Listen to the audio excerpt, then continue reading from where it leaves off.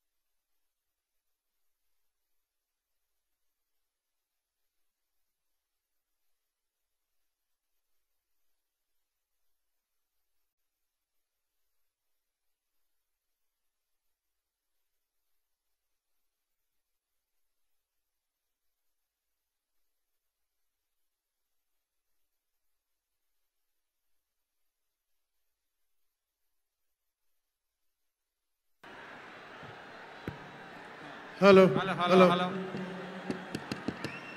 Hello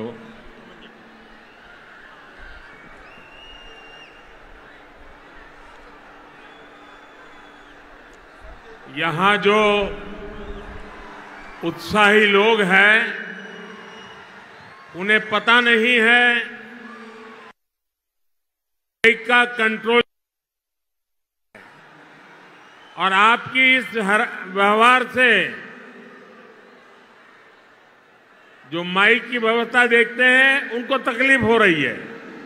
దయవుంచి అక్కడ ఉన్నటువంటి వారందరూ కూడా కాస్త ఒక అడుగు వెనక్కి వెళ్ళినట్లయితే మైక్ సిస్టమ్ పనిచేస్తుంది। మీ అత్యుత్సాహంతో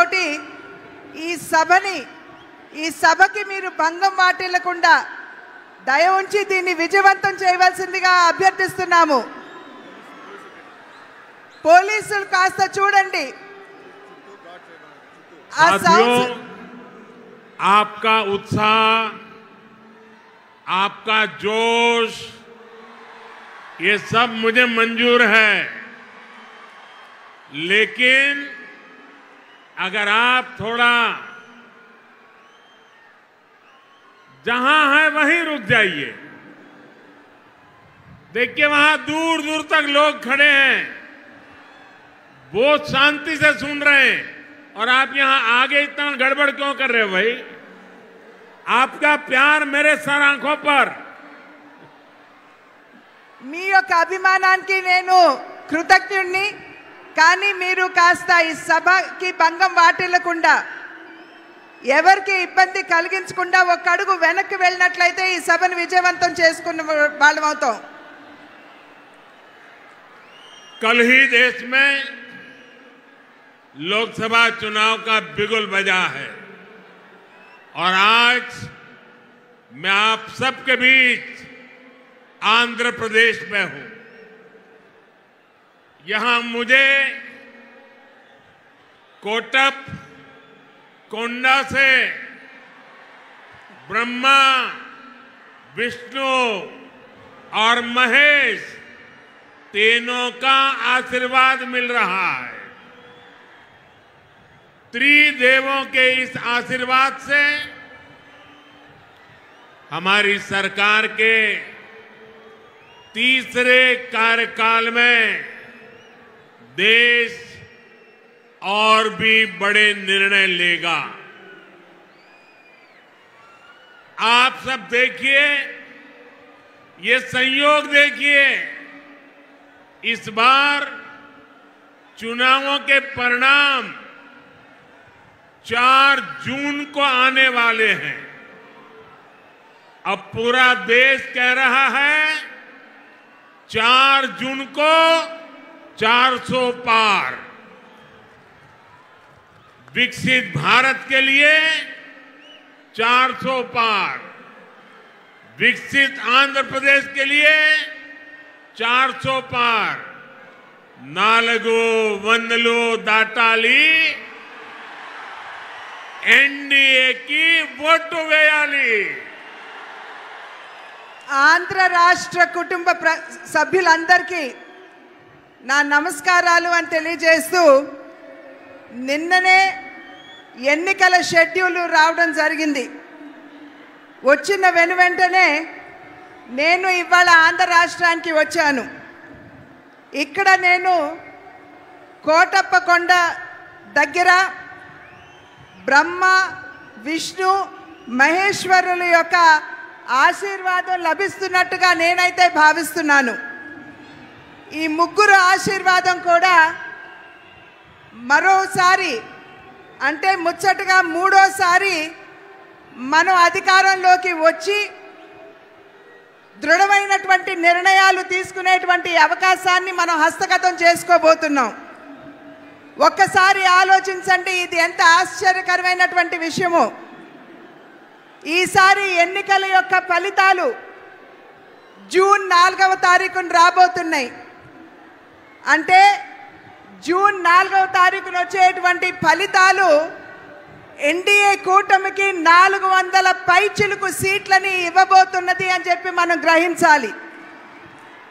అంటే అభివృద్ధి చెందినటువంటి భారతదేశం కావాలి అంటే 400 సీట్లు మనం దాటాలి. అభివృద్ధి చెందిన ఆంధ్ర రాష్ట్రాన్ని చూడాలంటే ఎన్డీఏ కూటమికి 400 పైచిలుకు సీట్లు మీరు అందివ్వాలి.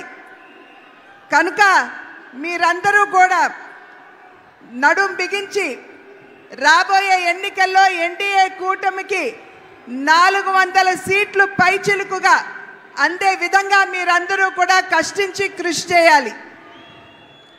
साथियों, हमारा एनडीए गठबंधन रीजनल एस्पिरेशंस और नेशनल प्रोग्रेस दोनों को साथ लेकर चलता है। इस चुनाव में बीजेपी के सहयोग हमारे साथी लगातार बढ़ रहे हैं। एनडीए की ताकत बढ़ रही है। चंद्रबाबू नायडू और पवन कल्याण दोनों लंबे समय से आप लोगों के हक के लिए, आंध्र के विकास के लिए दिन रात आपके लिए काम करते रहे हैं। एनडीए का लक्ष्य है विकसित भारत के लिए विकसित आंध्र प्रदेश का निर्माण। आंध्र प्रदेश में एनडीए की डबल इंजन सरकार होने से यहां के विकास को और गति मिलेगी। ఎన్డీఏ కూటమి ఏదైతే ఉన్నదో ప్రాంతీయ భావాలతో పాటు జాతీయ యొక్క భావాల్ని కూడా కలుపుకుంటూ అడుగు ముందుకు వేస్తుంది అని చెప్పి మనం అందరం కూడా ఇక్కడ గమనించాలి. ఎన్డీఏ కూటమిలో వచ్చి చేరేటువంటి భాగస్వాముల యొక్క సంఖ్య పెరగడంతో ఎన్డీఏ కూటమి బలం పుంజుకుంటున్నది. చంద్రబాబు నాయుడు గారు కావచ్చు, అదేవిధంగా పవన్ కళ్యాణ్ గారు కావచ్చు, వారిరువురు కూడా చాలా సమయం, చాలా కాలం పాటు ఆంధ్ర రాష్ట్ర వికాసానికి వారు చేసినటువంటి కృషిని మనం ఖచ్చితంగా దాన్ని గమనించవలసినటువంటి అవసరం ఉన్నది. ఎన్డీఏ కూటమి యొక్క లక్ష్యం ఒక వికసిత భారతదేశం, అంటే అభివృద్ధి చెందినటువంటి భారతదేశం. అభివృద్ధి చెందినటువంటి భారతదేశాన్ని గనక మనం లక్ష్యంగా తీసుకున్నట్లయితే ఆంధ్ర రాష్ట్ర అభివృద్ధి కూడా అంతే మనకి ప్రాముఖ్యం అని చెప్పి మనమందరం కూడా గుర్తించాలి. కనుక ఆంధ్ర రాష్ట్రంలో ఎన్డీఏ డబుల్ ఇంజిన్ ప్రభుత్వం, అంటే కేంద్రంలో ఎన్డీఏ, అదేవిధంగా ఆంధ్ర రాష్ట్రంలో కూడా एनडीए ప్రభుత్వం ఉండవలసినటువంటి ఆవశ్యకతను గమనించండి. साथियों, केंद्र की एनडीए सरकार गरीब की सेवा करने वाली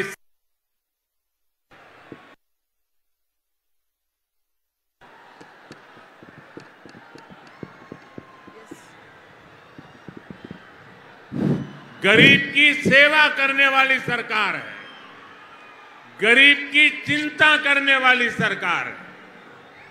हमारी सरकार के 10 साल में 25 करोड़ लोग गरीबी से बाहर निकले हैं। पूरी दुनिया में एनडीए सरकार के विकास कार्यों की चर्चा हो रही है। एनडीए सरकार ने आंध्र प्रदेश में गरीबों को पीएम आवास योजना के करीब 10 लाख घर दिए हैं। यहां पलनाडु में गरीबों को करीब 5000 पक्के घर बनाकर दिए गए हैं। जल जीवन मिशन के तहत आंध्र प्रदेश के करीब 1 करोड़ परिवारों तक नल का कनेक्शन पहुंचा है। आयुष्मान भारत योजना के तहत यहां 1.25 करोड़ से ज्यादा गरीबों ने अपना मुफ्त इलाज कराया है। आज एनडीए सरकार की वजह से यहां पलनाडु के 5 लाख से ज्यादा जरूरतमंदों को मुफ्त राशन भी मिल रहा है। हमारी सरकार किसानों की छोटी छोटी जरूरतों को भी ध्यान रख रही है।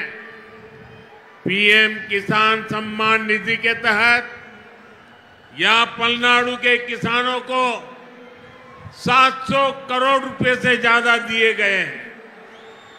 यहां केंद्र सरकार की योजनाएं और बेहतर तरीके से लागू हो, इसके लिए आपको ज्यादा से ज्यादा संख्या में एनडीए के सांसद, एनडीए के विधायक, इनको जिताना है।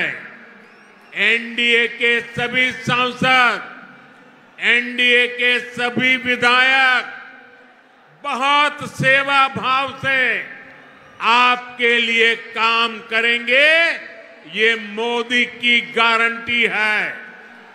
కేంద్రంలో ఉన్నటువంటి ఎన్డీఏ ప్రభుత్వం ఏదైతే ఉన్నదో సేవా నిరతితోటి దేశంలో ఉన్నటువంటి వారందరికీ కూడా సేవను అందించడంలోనే నిమగ్నమై ఉన్నది అని చెప్పి మీ అందరికీ తెలియజేస్తూ, దేశంలో ఉన్నటువంటి పేదవాడి గురించి ఆలోచించేటువంటి ప్రభుత్వం ఎన్డీఏ ప్రభుత్వం.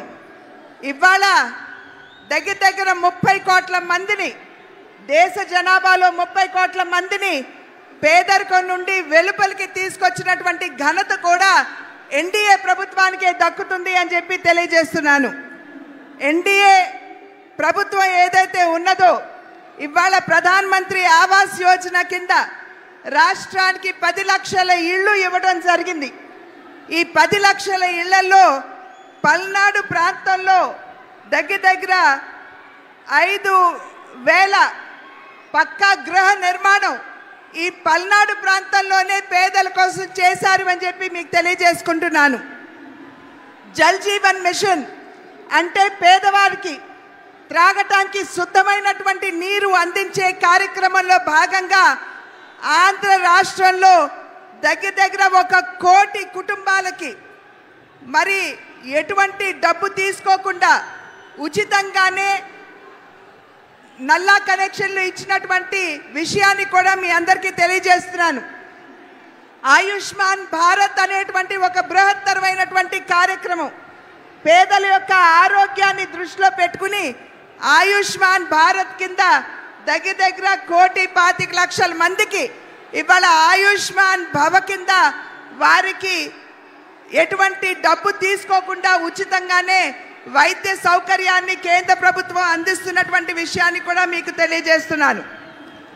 ఇవాళ ఆంధ్ర రాష్ట్రంలో చిన్న సన్నకారు రైతులు ఎవరైతే ఉన్నారో వారందరికీ కూడా కిసాన్ సమ్మాన్ నిధి కింద 700 కోట్ల రూపాయలు ఆంధ్ర రాష్ట్రంలో ఇవ్వడం జరిగింది. ఇది ఈ రకమైనటువంటి కార్యక్రమాలు ప్రజా సంక్షేమానికి అభివృద్ధికి పెద్దపీట వేసే కార్యక్రమాలు మనం ఇక్కడ నిర్విఘ్నంగా జరుపుకోవాలంటే పెద్ద సంఖ్యలో ఎన్డీఏ పార్లమెంట్ సభ్యుల్ని ఎన్డీఏ ఎమ్మెల్యేని ఖచ్చితంగా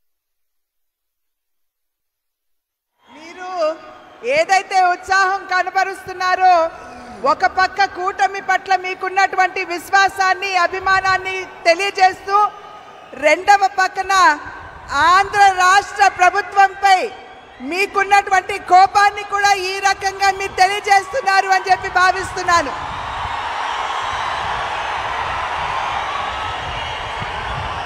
साथियों,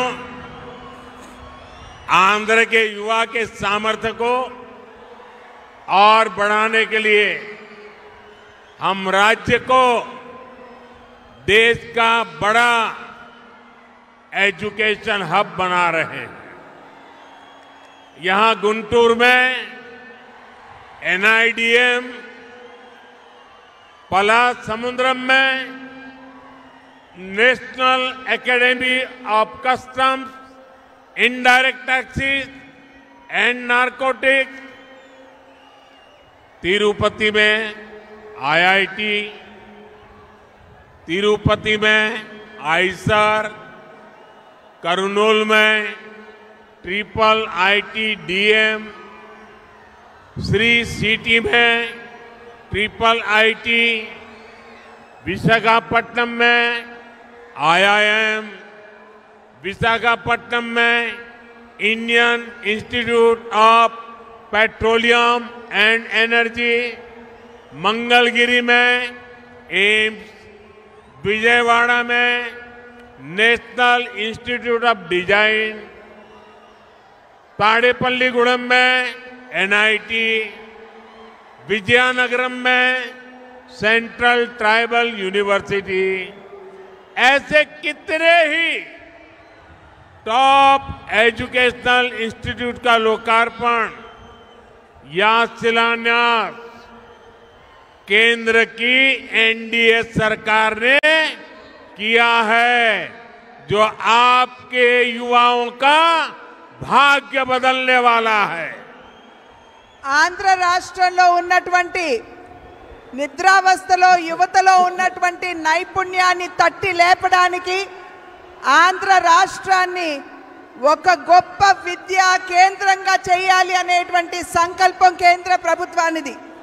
దానిలో అంతర్భాగంగానే గుంటూరులో NIDM, పాలసముద్రంలో national academy of customs and indirect taxes, తిరుపతిలో IIT, కర్నూలులో IIIT, శ్రీ సిటీలో IIIT, విశాఖపట్నంలో IIM, విశాఖపట్నంలో Indian institute of petroleum and energy, మంగళగిరిలో ఎయిమ్స్, విజయవాడలో నేషనల్ ఇన్స్టిట్యూట్ ఆఫ్ డిజైన్, తాడేపల్లిగూడెంలో నేషనల్ ఇన్స్టిట్యూట్ ఆఫ్ టెక్నాలజీ, విజయనగరంలో సెంట్రల్ ట్రైబల్ యూనివర్సిటీ, ఇవన్నీ కూడా చాలా చాలా ప్రధానమైనటువంటి కేంద్ర విద్యా సంస్థలు, ఆ సంస్థలన్నిటినీ ఇవాళ ఆంధ్ర రాష్ట్రంలో ఉన్నటువంటి యువతలో నిక్షిప్తంగా ఉన్నటువంటి సామర్థ్యాన్ని వెలికి తీయడానికి ఇవన్నీ కూడా మేము ఇక్కడ స్థాపించడం జరిగింది. साथियों, एनडीए में हम सबको साथ लेकर चलते हैं, लेकिन दूसरी ओर कांग्रेस पार्टी है जिसका एक ही एजेंडा है, गठबंधन के लोगों को यूज एंड थ्रो करना। आज कांग्रेस को भले ही मजबूरी में इंडी अलायंस बनाना पड़ा हो, लेकिन इनकी सोच वही है। आप देखिए, लेफ्ट और कांग्रेस केरला में एक दूसरे को क्या कहते हैं, बंगाल में टीएमसी और लेफ्ट एक दूसरे के लिए क्या क्या बोलते हैं, पंजाब में कांग्रेस और आप एक दूसरे के लिए कैसी भाषा बोलते हैं। जो लोग चुनाव से पहले अपने फायदे के लिए ऐसे लड़ते हो, ऐसे झगड़ते हो, वो चुनाव के बाद क्या करेंगे, ये आप इसका अंदाजा लगा सकते हैं। ఎన్డీఏ కూటమి ఏదైతే ఉన్నదో ప్రతి ఒక్క ఎన్డీఏ భాగస్వామిని కలుపుకుని ముందుకు వెళ్ళడంలోనే విశ్వాసాన్ని ప్రదర్శిస్తుంది. కానీ ఏదైతే ఇప్పుడు మనం ముందు చూస్తున్నామో, మన ముందుకు వచ్చినటువంటి ఇండియా కూటమి ఏదైతే మనం చూస్తున్నామో, ఆ కూటమిలో ఉన్నటువంటి వారందరూ కూడా ఒకరినొకరిని ఉపయోగించుకుని కేవలం అంతవరకే పరిమితం చేస్తూ యూజ్ అండ్ త్రో అంటే వాడి ఆ తర్వాత విసురు వేయడం మీదే వారి దృష్టి అంతా కేంద్రీకృతమై ఉంటుంది అని చెప్పి మనం అందరం కూడా గమనించాలి. ఇవాళ కాంగ్రెస్ పార్టీ మరి ఒక రకమైనటువంటి వారికి ఎటువంటి ముందు చూపు లేకుండా వారు అందరితో కలిసి మన ముందుకు వచ్చిన ఒక్కసారి ఈ కూటమి భావజాలం మీద మీరు దృష్టి కేంద్రీకరించండి.